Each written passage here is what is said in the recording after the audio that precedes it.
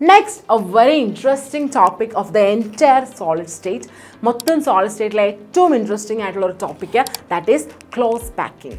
എന്താണ് ആദ്യം close packing എന്നൊന്ന് ഞാൻ പറഞ്ഞു തരാം.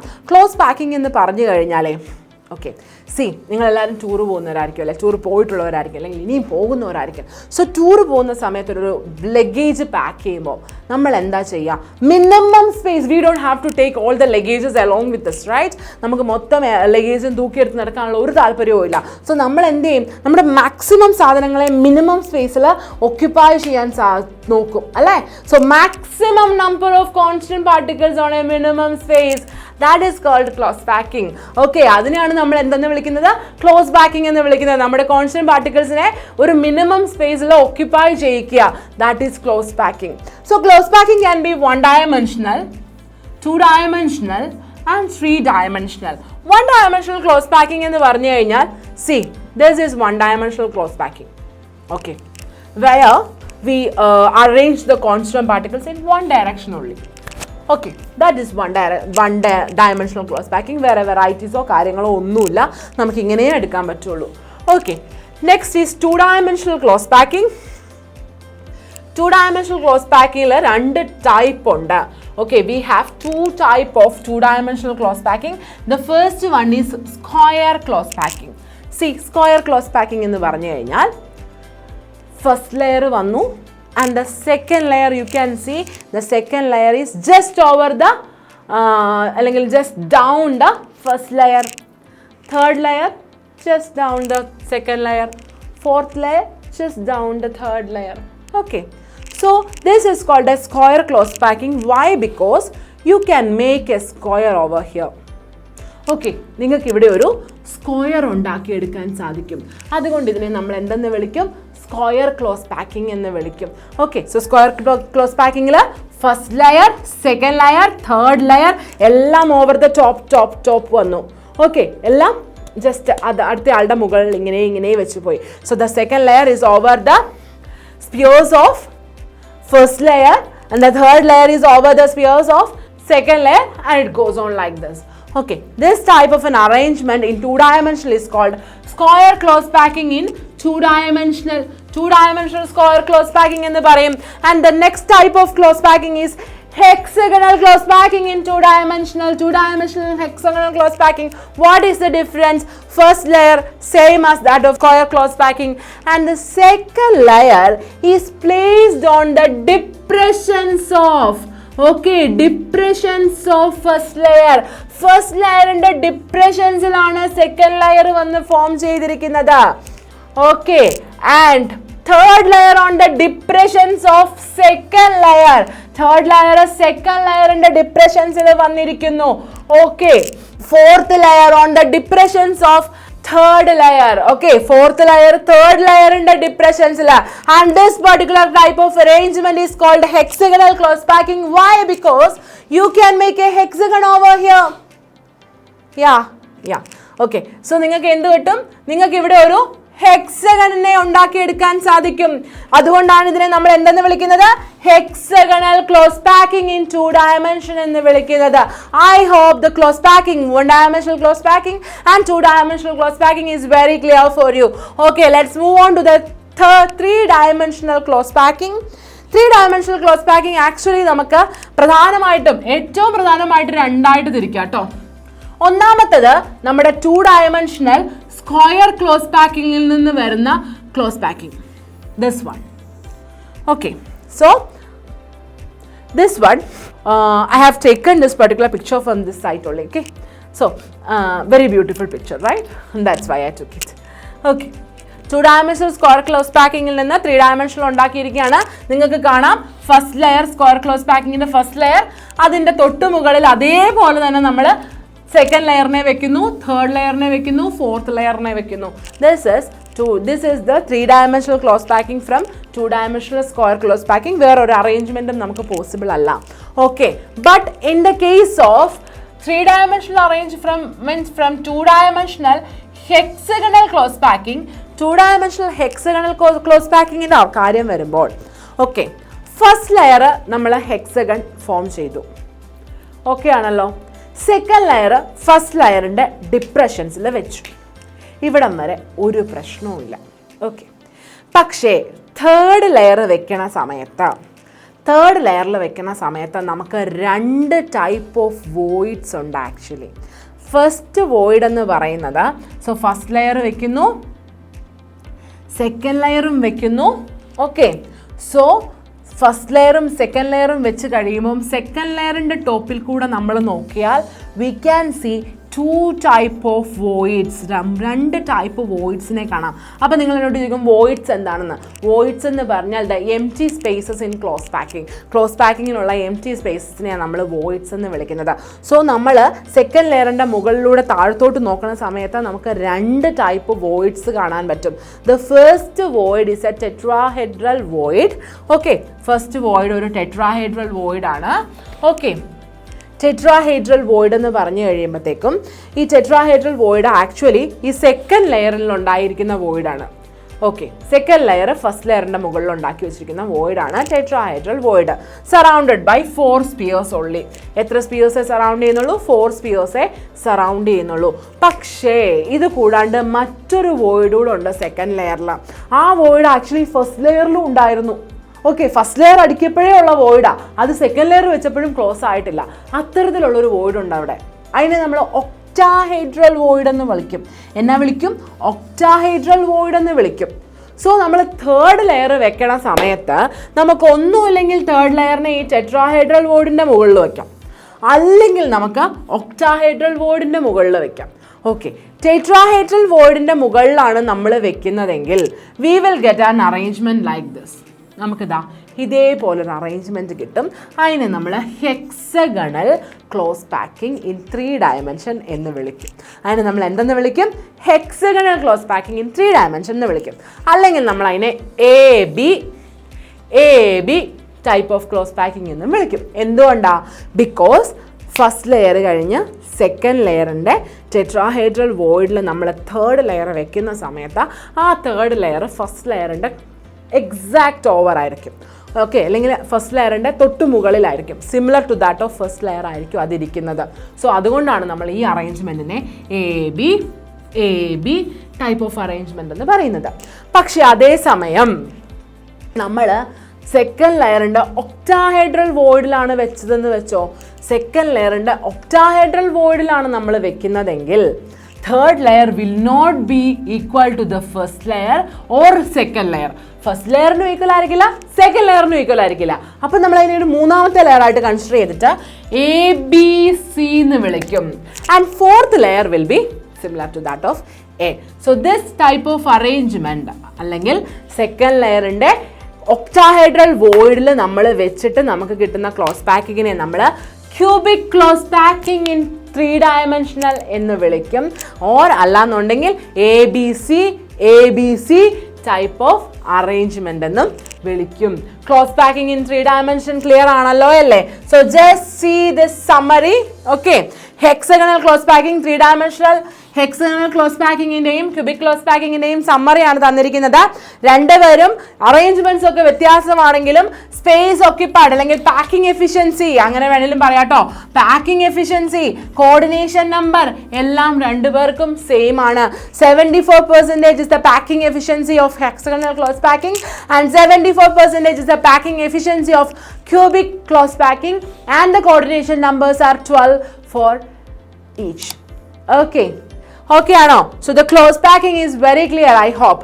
ഓക്കെ, നിങ്ങൾക്ക് ക്ലോസ് പാക്കിംഗ് വളരെ ക്ലിയർ ആയി എന്ന് ഞാൻ വിചാരിക്കുന്നു. അപ്പോഴേ ഞാൻ ആ ക്ലോസ് പാക്കിംഗ് പറഞ്ഞ സമയത്ത് വോയിഡ്സ് എന്നൊരു വാക്ക് ഉപയോഗിക്കുകയുണ്ടായി അല്ലേ? എന്തായിരുന്നു വോയിഡ്സ്? എന്താണ് ഈ വോയിഡ്സ് എന്നാണ് ഞാൻ പറഞ്ഞത്? Voids are the empty spaces present in close packing എന്നാണ് പറഞ്ഞത്. വോയിഡ്സിനെ കുറിച്ച് നമുക്കൊന്ന് ഇൻഡെപ്ത് ആയിട്ട് നോക്കാം. സി, ഞാൻ നേരത്തെ പറഞ്ഞതുപോലെ നമുക്ക് 2 ടൈപ്പ് വോയിഡ്സ് ആണുള്ളത്, tetrahedral void and octahedral void. എന്തുകൊണ്ടാണ് ഇവരെ ടെട്രാഹെഡ്രൽ ആൻഡ് ഒക്ടാഹെഡ്രൽ എന്ന് വിളിക്കുന്നതെന്ന് ചോദിച്ചാൽ, ഒരാളുടെ കേസിൽ 4 സ്പിയേഴ്സ് ചേർന്നിട്ടാണോ ഉണ്ടാവുന്നത്. ഏതാണ്ട് ഒരു ടെട്രാഹെഡ്രൽ ഷേപ്പാണ് അതിനുള്ളത്.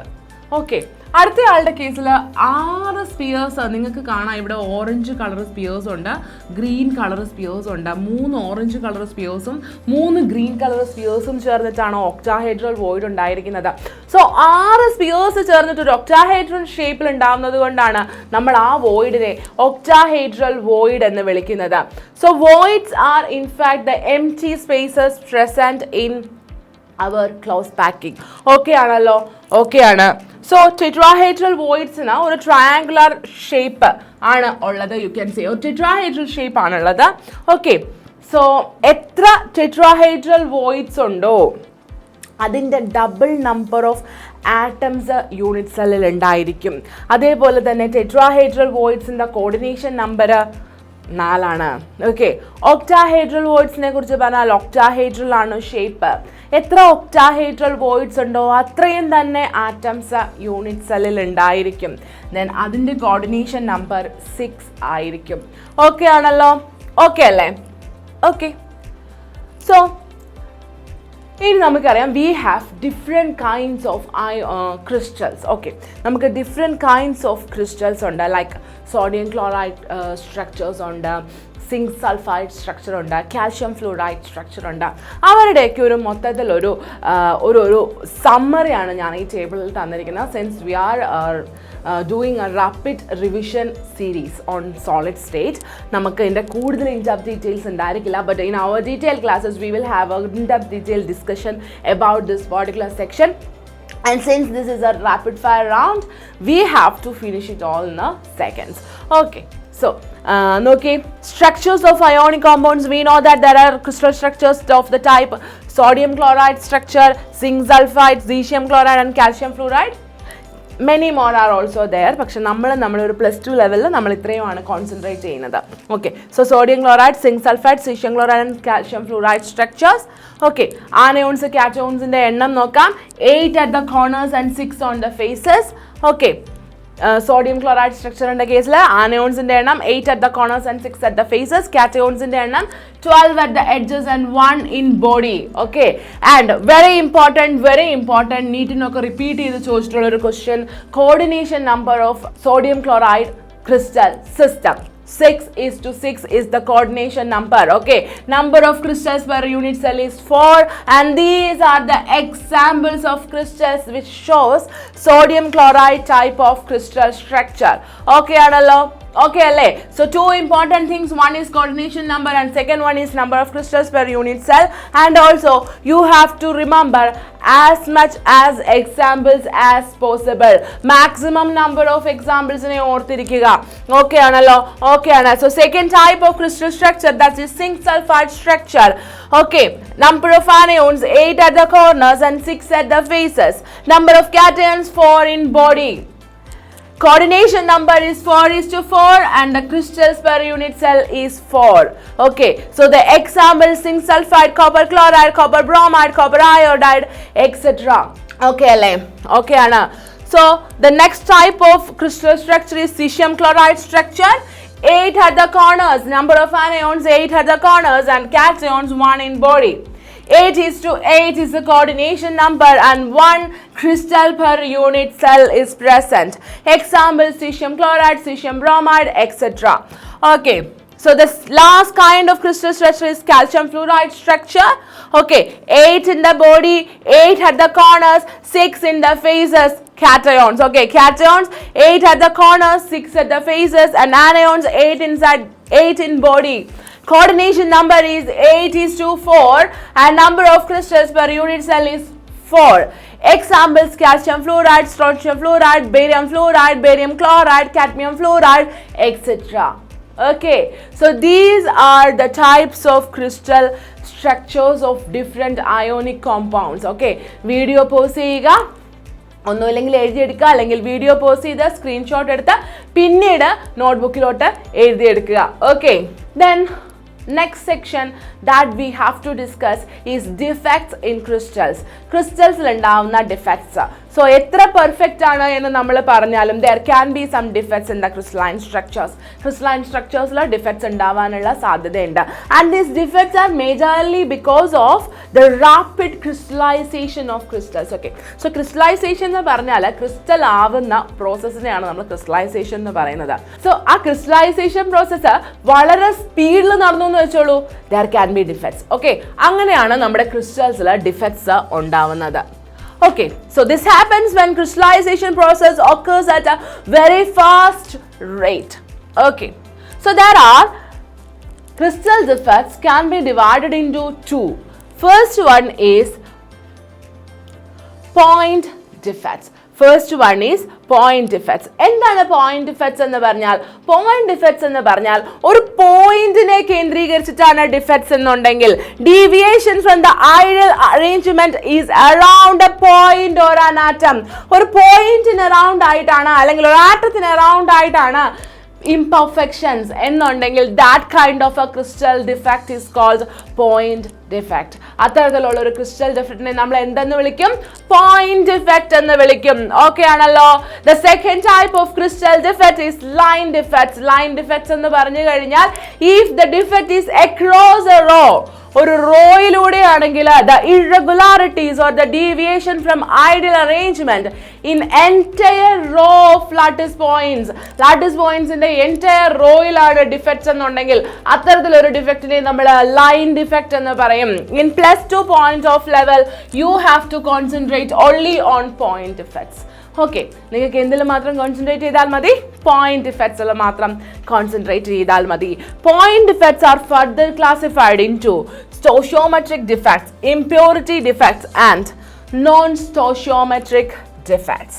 Okay, so the point defects are further classified into stoichiometric defects, impurity defects and non-stoichiometric defects. എന്താണ് stoichiometric defects, impurity defects, non-stoichiometric defects എന്ന് ചോദിച്ചാൽ from their names itself, stoichiometric defects, defects which do not alter the stoichiometry. Non-stoichiometric defects, the defects which alter the stoichiometry. Impurity defect, defects due to the presence of impurity. Okay analo, okay anna, let's move on further with the detailed discussion on the point defects. So stoichiometric defects are further classified. Stoichiometric defects are further classified. Yeah, this is an explanation for the stoichiometric defects. So stoichiometric defects can be explained as the point defects that do not disturb the stoichiometry of the solid. The stoichiometry disturb ചെയ്യാത്ത point defects നെയാണ് നമ്മൾ stoichiometric defects എന്ന് വിളിക്കുന്നത്. They are also called intrinsic or thermodynamic defects. Okay, the stoichiometric defects are also known as thermodynamic or intrinsic defects. Okay, and the stoichiometric defects are classified into interstitial defects. The first classification, interstitial defects. എന്താണ് interstitial defects എന്ന് പറഞ്ഞാൽ? interstitial എന്നുള്ള വാക്ക് തന്നെ നിങ്ങൾക്ക് അറിയാമല്ലേ, something is in between. Okay, so interstitial defects എന്ന് പറഞ്ഞാലും ഏതാണ്ട് സിമിലർ മീനിങ് ആണ് വരുന്നത്. So interstitial defect can be defined as when some constant particles, atoms or molecules occupy an interstitial site, the crystal is said to have interstitial defect. Okay, so this is the crystal structure. വളരെ rough ആയിട്ട് വരച്ചാൽ this is the crystal structure. See, ഈ crystal സ്ട്രക്ചറിന്റെ ഈ പോയിന്റ്സിലായിരിക്കും നമുക്ക് ആര് present ആയിട്ടുണ്ടാവുക? ആ constant particles present ആയിട്ടുണ്ടാവുക. Okay, ഒന്നുമില്ലെങ്കിൽ ഈ ഇരിക്കുന്ന കോൺസ്റ്റന്റ് പാർട്ടിക്കിൾസിൽ നിന്ന് ഒരു കോൺസ്റ്റന്റ് പാർട്ടിക്കിൾ ഇന്റർസ്റ്റീഷ്യൽ സൈറ്റിൽ പ്രസന്റ് ആയാൽ, അല്ലെങ്കിൽ ഒരു എക്സ്റ്റേണൽ കോൺസ്റ്റന്റ് പാർട്ടിക്കിൾ വന്നിട്ട് ഇന്റർസ്റ്റീഷ്യൽ സൈറ്റിൽ പ്രസന്റ് ആയാൽ എന്ത് ടൈപ്പ് ഓഫ് ഡിഫക്റ്റ് ആണ്? ഇന്റർസ്റ്റീഷ്യൽ ഡിഫക്റ്റ് ആണ്. ഓക്കെ അല്ലേ? So you got the idea അല്ലേ? ഇന്റർസ്റ്റീഷ്യൽ ഡിഫക്റ്റിന്റെ ഐഡിയ കിട്ടിയല്ലോ. Okay, so very good. So that is interstitial defect. And the second type of defect that is observed, അല്ലെങ്കിൽ second type of stoichiometric defect is vacancy defect. എന്താണ് vacancy എന്ന വാക്കിന്റെ അർത്ഥം? ഒഴിവെന്നാണ്. അത് തന്നെയാണ് vacancy defectഉം. Okay, vacancy defect എന്ന് പറഞ്ഞാൽ the defect occurs due to the vacancy of a constituent particle from its position. ഒരു കോൺസ്റ്റന്റ് പാർട്ടിക്കിൾ അതിന്റെ പൊസിഷനിൽ ഇല്ലാതെ വന്നാൽ അത്തരത്തിലുള്ള ഒരു ഡിഫക്റ്റിനെയാണ് നമ്മൾ vacancy defect എന്ന് പറയുന്നത്. Okay, so Stoichiometric defects are classified into two: interstitial defects and vacancy defects. Okay അല്ലേ? ഇനി ഈ ക്രിസ്റ്റൽസ് വളരെ സിമ്പിളായിട്ട് ഇൻഡസ്ട്രീഷ്യൽ ഡിഫക്ട്സ് അല്ലെ വേക്കൻസി ഡിഫക്ട്സ് കാണിക്കുന്നതിന് പകരം രണ്ടിൻ്റെയും കൂടി ഒരു കോമ്പിനേഷൻ ഒക്കെ പോലെയാണ് ഡിഫക്ട്സ് കാണിക്കുക. പ്രധാനമായിട്ടും രണ്ട് defects, that is Schottky defects and ഫ്രെങ്കൽ defect. Okay, Schottky defect and ഫ്രെങ്കൽ defect. You know, as A student, ഒരു സ്റ്റുഡൻ്റ് ആയിരുന്ന സമയത്ത് ഞാൻ ഏറ്റവും ഫേസ് ചെയ്തിരുന്ന പ്രോബ്ലം ഈ രണ്ടെണ്ണം തമ്മിലൊന്ന് ഓർത്തിരിക്കുക എന്നുള്ളതാണ്. എപ്പോഴും അങ്ങോട്ടും ഇങ്ങോട്ടും എനിക്ക് കൺഫ്യൂഷനാണ്. And then I got a very easy trick to remember. Schottky defect എന്താണെന്ന് ഓർത്തിരിക്കാൻ. ഷോക്കിംഗ് അല്ലേ? സോ ഷോക്കിംഗ്, രണ്ട് പേരെ ഒരുമിച്ച് കാണാണ്ടായപ്പോൾ ഷോക്കിംഗ് ആയിപ്പോയി. Okay, that is Schottky defects. That is the എന്താ പറയുക, ഒരു code to remember Schottky defect. Schottky ഡിഫക്റ്റിനെ ഓർത്തിരിക്കാനുള്ള ഒരു കോഡാണ്. രണ്ട് പേരെ ഒരുമിച്ച് കാണാണ്ടായി. That was really shocking. Okay, so ആ രീതിയിൽ നിങ്ങൾക്ക് ഷോക്കി ഡിഫക്റ്റ് ഓർത്തിരിക്കാം. ആ രീതിയിലാണ് ഞാൻ ഷോക്കി ഡിഫക്റ്റ് ഇന്നും ഓർത്തിരിക്കുന്നത്. ഓക്കെ, സോ ഷോക്കി ഡിഫക്റ്റ് എന്താണ്? വളരെ പെർഫെക്റ്റ് ആയിട്ടിരിക്കുന്ന ഒരു ക്രിസ്റ്റൽ സിസ്റ്റം നിങ്ങൾക്ക് കാണാൻ സാധിക്കുന്നുണ്ടല്ലേ? വളരെ പെർഫെക്റ്റ് ആയ ഒരു ക്രിസ്റ്റൽ സിസ്റ്റം. ഈ വളരെ പെർഫെക്റ്റ് ആയിരിക്കുന്ന ക്രിസ്റ്റൽ സിസ്റ്റത്തിൽ നിന്ന് രണ്ട് പേര് മിസ്സിംഗ് ആയാൽ, C, 2 are missing from this particular perfect crystalline structure. വളരെ പെർഫെക്റ്റ് ആയിരുന്ന സിസ്റ്റത്തിൽ നിന്ന് രണ്ടുപേരെ ഇപ്പം മിസ്സിംഗ് ആണ്. അത്തരത്തിലുള്ള ഒരു ഡിഫക്റ്റിനെയാണ് നമ്മൾ എന്തെന്ന് വിളിക്കുന്നത്? ഷോക്കി ഡിഫക്റ്റ് എന്ന് പറയുന്നത്. അത്തരത്തിലുള്ള ഒരു ഡിഫക്റ്റിനെയാണ് നമ്മൾ എന്തെന്ന് വിളിക്കുന്നത്? ഷോക്കി ഡിഫക്റ്റ് എന്ന് പറയുന്നത്. See, Schottky defect influence the density of the crystal. ക്രിസ്റ്റലിന്റെ ഡെൻസിറ്റിയെ ഇൻഫ്ലുവൻസ് ചെയ്യും. ഡെൻസിറ്റി ഡിക്രീസ് ആവും. രണ്ടുപേർ ആബ്സെന്റ് ആണ്. അതുകൊണ്ട് ഓക്കെ അല്ലേ? ഓക്കെ ആണ്. അപ്പൊ എന്താണ് ഫ്രെങ്കൽ ഡിഫക്റ്റ്? വളരെ പെർഫെക്റ്റ് ആയിരിക്കുന്ന മറ്റൊരു ക്രിസ്റ്റൽ സിസ്റ്റം നിങ്ങൾക്ക് ഇവിടെ കാണാം. ഫ്രെങ്കൽ ഡിഫക്റ്റ് എന്ന് പറഞ്ഞാൽ അങ്ങനെ പെർഫെക്റ്റ് ആയിരിക്കുന്ന ക്രിസ്റ്റൽ സിസ്റ്റത്തില് ഒരാള് സ്വന്തം സ്ഥലത്ത് നിന്ന് ഇറങ്ങി ഇൻഡസ്ട്രീഷ്യൽ സ്ഥലത്തോട്ട് പോയിരുന്നു. That is ഫ്രെങ്കൽ defect. ഓക്കെ, അതിനെയാണ് നമ്മൾ ഫ്രെങ്കൽ ഡിഫക്റ്റ് എന്ന് വിളിക്കുന്നത്. സോ ഫ്രെങ്കൽ ഡിഫക്റ്റ് എന്താണ്? ഫ്രെങ്കൽ ഡിഫക്റ്റ് എന്ന് പറഞ്ഞു കഴിഞ്ഞാൽ if one constant particle leaves from its position and occupies an interstitial space, then that kind of a defect is called a Frenkel defect. അത്തരത്തിലുള്ള ഡിഫക്റ്റിനെയാണ് നമ്മൾ എന്ത് ഡിഫക്റ്റ് എന്ന് വിളിക്കുന്നത്? ഫ്രെങ്കൽ ഡിഫക്റ്റ് എന്ന് വിളിക്കുന്നത്. ഓക്കെ അല്ലേ? ഓക്കെ ആണ്. സോ ഫ്രെങ്കൽ ഡിഫക്റ്റ് നിങ്ങൾ നോക്കൂ, ഡെൻസിറ്റിക്കൊന്നും ഒരു വ്യത്യാസം ഉണ്ടായിരുന്നില്ല. ഉള്ളവരൊക്കെ ഇപ്പോഴും അവിടെ തന്നെയുണ്ട്. ദ ഓൺലി ഡിഫറൻസ് ഈസ് ഉണ്ടായിരുന്ന ഒരാൾ സ്വന്തം പൊസിഷൻ വിട്ട് മറ്റൊരിടത്ത് വന്നിരുന്നു എന്ന വ്യത്യാസം മാത്രമേ ഉള്ളൂ. ഓക്കെ അല്ലേ? ഓക്കെ ആണ്. So look at some examples. Schottky ഡിഫക്റ്റിന് ചില എക്സാമ്പിൾസ് ആണ്: sodium chloride, potassium chloride, caesium chloride, silver bromide.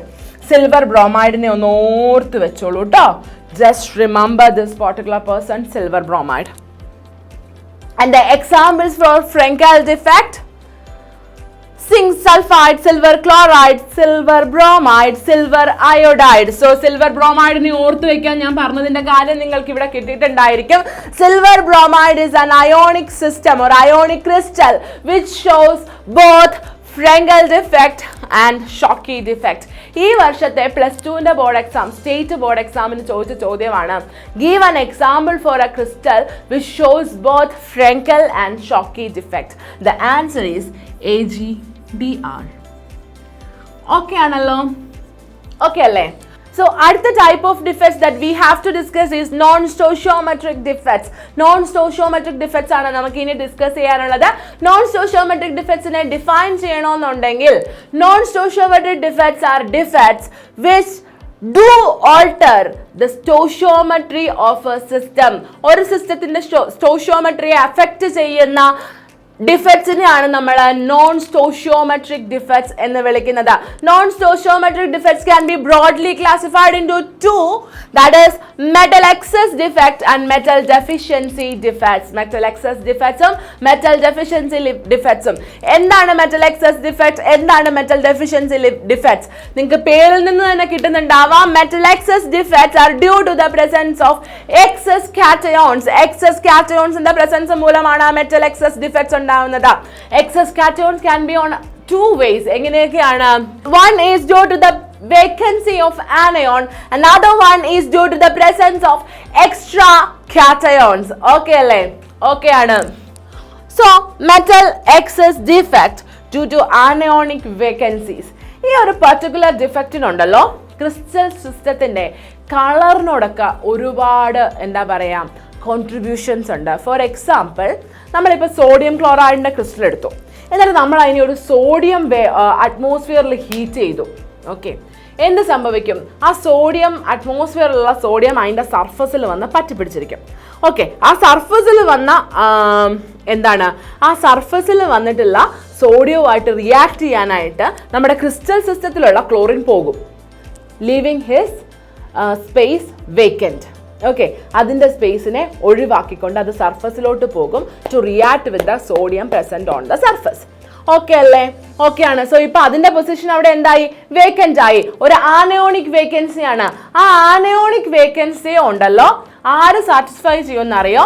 നേരത്തെ ഒരു സോഡിയം പ്ലസ് ഉണ്ടായിരുന്നല്ലോ, സോഡിയം പ്ലസുമായിട്ടാണല്ലോ നമ്മുടെ Cl- റിയാക്ട് ചെയ്യുള്ളൂ. ആ സോഡിയം പ്ലസ് ആവാനായിട്ട് ഒരു ഇലക്ട്രോണിനെ കളഞ്ഞില്ലേ, ആ ഇലക്ട്രോൺ ആ പൊസിഷൻ ഓക്യുപ്പൈ ചെയ്യും. ഓക്കെ, സോ ഇപ്പം നമ്മുടെ ആ ക്രിസ്റ്റൽ സിസ്റ്റത്തിൽ ഫ്രീ ഇലക്ട്രോൺസ് പ്രസന്റ് ആണ്. Just like this, you can see a free electron over here. Okay, so ഇവിടെ ഒരു ഫ്രീ ഇലക്ട്രോൺ ഉള്ളതുപോലെ നമ്മുടെ ക്രിസ്റ്റൽ സിസ്റ്റത്തിൽ ഒരു ഫ്രീ ഇലക്ട്രോൺ പ്രസന്റ് ആവും. ക്ലിയർ ആയോ? ക്ലിയർ ആയി. So because of this free electron, this particular centers where we have this free electron is called F centers. ഇതൊക്കെ നിങ്ങൾക്ക് അറിയായിരിക്കും, F centers എന്നാണ് നമ്മൾ അതിനെ വിളിക്കുന്നത്. Due to the presence of this F centers, ഈ ക്രിസ്റ്റൽസിന് സോഡിയം ക്ലോറൈഡ് ക്രിസ്റ്റൽ ആണെങ്കിൽ ഒരു സ്ലൈറ്റ് യെല്ലോ കളർ ഉണ്ടായിരിക്കും. That yellow color is due to the presence of F centers. Okay ആണോ? Okay ആണ്.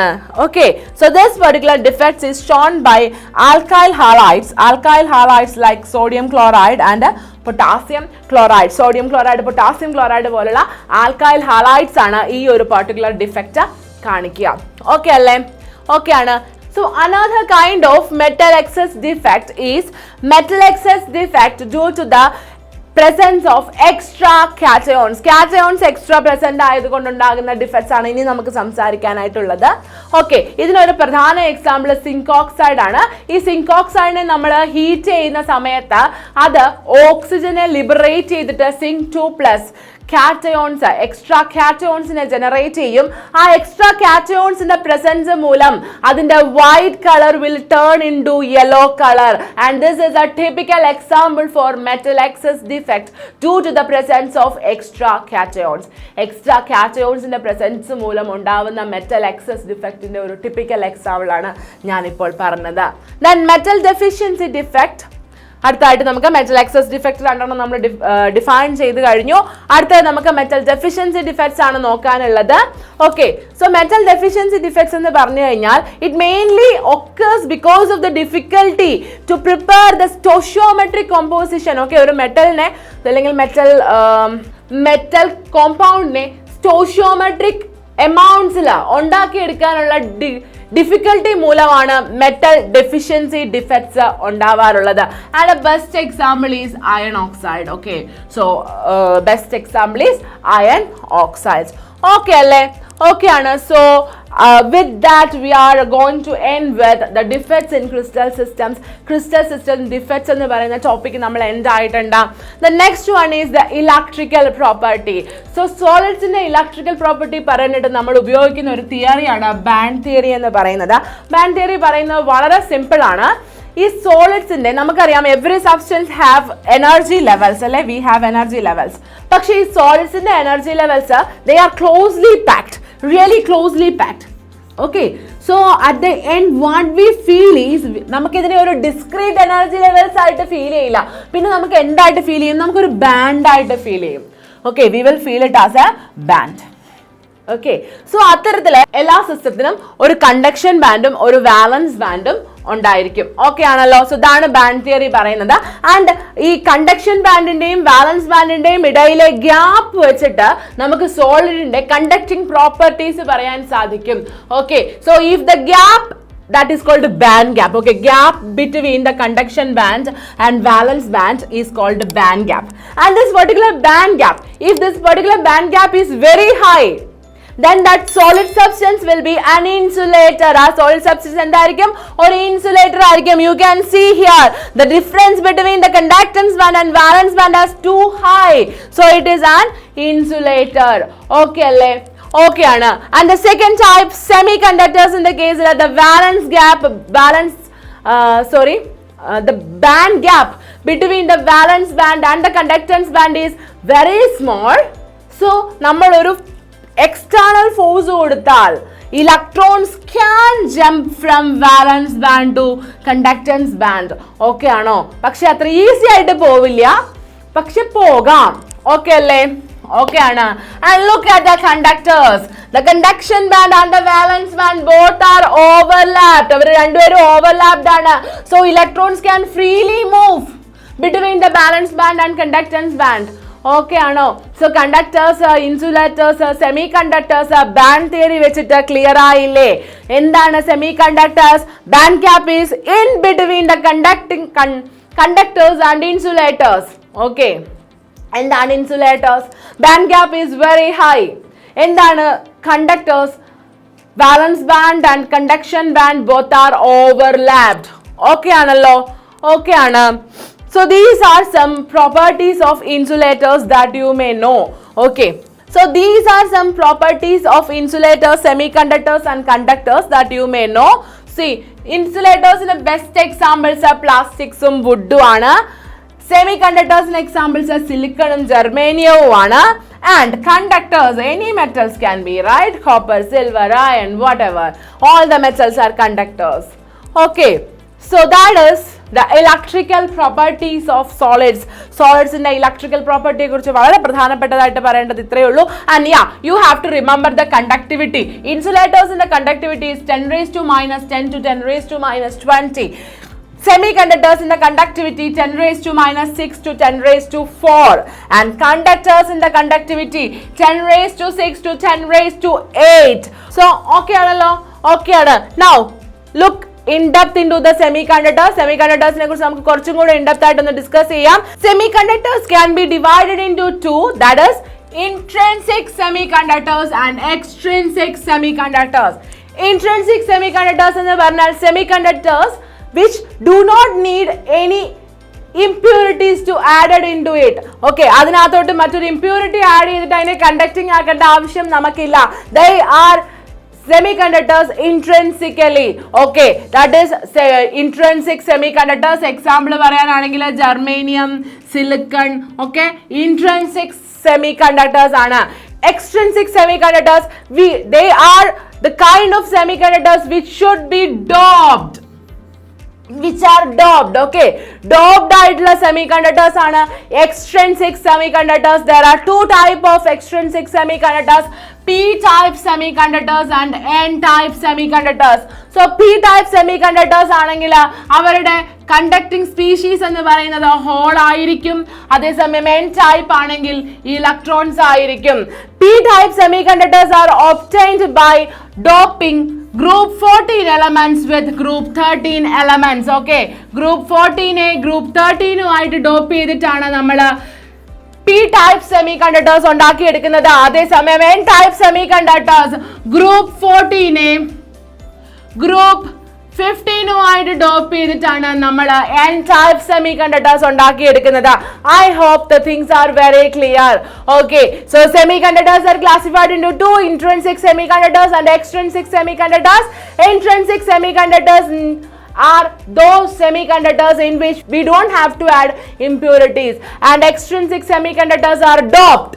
Okay, they are the doped semiconductors. എങ്ങനെയാണ് ഉണ്ട്? രണ്ട് type ഉണ്ട്. ഏതൊക്കെയാണ്? p-type and n-type. Okay, so p-type semiconductors നമ്മൾ ഗ്രൂപ്പ് 14 ഗ്രൂപ്പ് 13 ആയിട്ട് ഡോപ്പ് ചെയ്യുന്നു. n-type ഗ്രൂപ്പ് 14 ഗ്രൂപ്പ് 15 ആയിട്ട് ഡോപ്പ് ചെയ്യുന്നു. ഓക്കെ അല്ലേ? ഓക്കെ ആണ്. ഓക്കെ, സോ ഇവിടെ നമ്മുടെ ഇലക്ട്രോണിക് പ്രോപ്പർട്ടീസിന്റെ ഡിസ്കഷൻ തീരുവാണ്. സോ അടുത്തായിട്ട് നമുക്ക് സോളിഡ്സിന്റെ മാഗ്നറ്റിക് പ്രോപ്പർട്ടീസിനെ കുറിച്ച് പഠിക്കാം. മാഗ്നറ്റിക് പ്രോപ്പർട്ടി ബേസ് ചെയ്തിട്ട് സോളിഡ്സിനെ നമുക്ക് 5 ആയിട്ട് ക്ലാസിഫൈ ചെയ്യാം. Paramagnetic substance, diamagnetic substance, ferromagnetic substance, antiferromagnetic substance and ferrimagnetic substance. അതിലാദ്യത്തേത് paramagnetic substance. Paramagnetic substance എന്ന് പറഞ്ഞു കഴിഞ്ഞാൽ the magnetic substance which will get weakly attracted by the magnetic field. Okay, ഒരു external magnetic field ന്റെ presence ൽ magnetism ഇല്ല paramagnetic substanceകൾക്ക്. Okay, so they will get magnetism only in presence of external magnetic field. So in absence of external magnetic field, അവരിലുള്ള unpaired electrons randomly oriented ആയിരിക്കും. Okay, they are randomly oriented. But എപ്പോഴാണോ നമ്മൾ ഒരു magnetic field കൊടുക്കുന്നത്, okay, these unpaired electrons will get orient in the direction of magnetic field. Magnetic field in the direction orient ആവും. And because of this orientation, paramagnetic substance എന്ത് generate ആകും? Magnetism generate ആകും. But when we remove this particular magnetic field, ഇവര് വീണ്ടും തിരിച്ച് ഇവരുടെ പഴയ അവസ്ഥയിലോട്ട് പോകും. അവരുടെ magnetism loss ആവും. Okay ആണോ? So paramagnetic substance in the magnetism is due to the presence of unpaired electrons. Okay അല്ലേ? Okay ആണ്. So next type of magnetic substance, that is diamagnetic substance. Diamagnetic substance do not have any unpaired electrons in their system and they are weakly repelled by the magnetic field. Magnetic field repel ചെയ്യാണ് diamagnetic substance നെ. So diamagnetic substance ന്റെ orientation കാണിച്ചാൽ it will be like this. It will be like this. Okay ano? So that is diamagnetic substance. And the next one is ferromagnetic substance, the permanent magnets. Okay, they are attracted really strongly by the magnetic field. Okay, magnetic field വളരെ strong ആയിട്ടായിരിക്കും ഇവരെ attract ചെയ്യുക and they will get permanently magnetized. അവര് permanently magnetized ആണ്. Okay, അവരിലുള്ള metal ions ചെറിയ domains ആയിട്ടാണ് ഇരിക്കുന്നത് and these domains are randomly oriented before we are introducing any magnetic field. നമ്മൾ magnetic field introduce ചെയ്യുന്നതിന് മുൻപ് ആ domains randomly oriented ആയിരിക്കും. പക്ഷെ നമ്മൾ magnetic field കൊടുക്കുന്ന സമയത്ത് ഈ domains എന്ത് ചെയ്യും? ഈ domains കൃത്യമായിട്ട് പാരലൽ ആയിട്ട് ഓറിയന്റ് ചെയ്യും. Because of this parallel orientation ഇവരിൽ എന്ത് ജനറേറ്റ് ആവും? മാഗ്നറ്റിസം ജനറേറ്റ് ആവും. ഓക്കെ ആണല്ലോ? ഓക്കെ ആണ്. And this particular magnetism will persist even in the absence of magnetic field.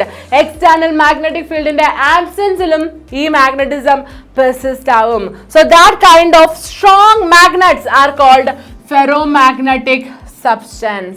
Okay alle? Okay ana? So the next class is antiferromagnetic substance. Antiferromagnetic substance in the structure domains കാര്യങ്ങളൊക്കെ same ആണ്. ആരോട്? ferromagnetic substance നോടാ. പക്ഷേ ഈ domains ഉണ്ടല്ലോ, they are aligned in anti-parallel. ഈ domains anti-parallel ആയിട്ടായിരിക്കും aligned ആയിരിക്കുക. അതുകൊണ്ട് തന്നെ ഈ ഡൊമൈൻസിന്റെ മാഗ്നറ്റിസം പരസ്പരം ക്യാൻസൽ ചെയ്ത് പോകും. ഓക്കെ ആണോ? ഓക്കെ ആണ്. So they R anti-ferromagnetic substance. അവരാണ് anti-ferromagnetic substance. And next is ferrimagnetic substance. Ferrimagnetic substance.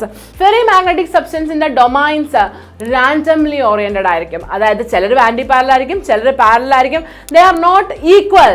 The alignment as anti-parallel or parallel is not equal. So because of this unequal anti-parallel parallel domains, they will surely have a very small magnetic moment.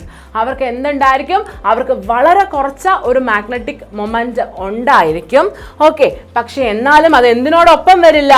Ferromagnetic സബ്സ്റ്റൻസിനോട് ഒപ്പം വരില്ല. So they are weakly attracted by magnetic field. Magnetic field വളരെ weak ആയിട്ടായിരിക്കും അവരെ attract ചെയ്യുക. So എന്താ ഞാൻ പറഞ്ഞത്? Domains anti parallelly and parallelly aligned in unequal manner. Unequal മാനറിൽ ഇവർ ആന്റി പാരലലി അല്ലെങ്കിൽ പാരലലി അലൈൻഡ് ആയിരിക്കും. Okay, clear? So because of that അവർക്കൊരു എന്തുണ്ടായിരിക്കും? ഒരു ചെറിയ എമൗണ്ട് ഓഫ് മാഗ്നറ്റിക് മൊമെന്റ് ഉണ്ടായിരിക്കും. Okay, so that's all about the magnetic properties of solids. സോളിഡ്സിന്റെ മാഗ്നറ്റിക് പ്രോപ്പർട്ടീസിനെ കുറിച്ച് ഇത്രയും കാര്യങ്ങളാണ് നമുക്ക് പറയാനുള്ളത്. അതോടുകൂടി നമ്മൾ സോളിഡ് സ്റ്റേറ്റ് എന്ന് പറയുന്ന ക്ലാസ് 12ലെ ഫസ്റ്റ് യൂണിറ്റിന്റെ റാപ്പിഡ് റിവിഷൻ റൗണ്ട് ഇവിടെ ഫിനിഷ് ആയിരിക്കുകയാണ്. And we will meet again with the rapid revision of solutions, the second chapter of class 12. Thank you.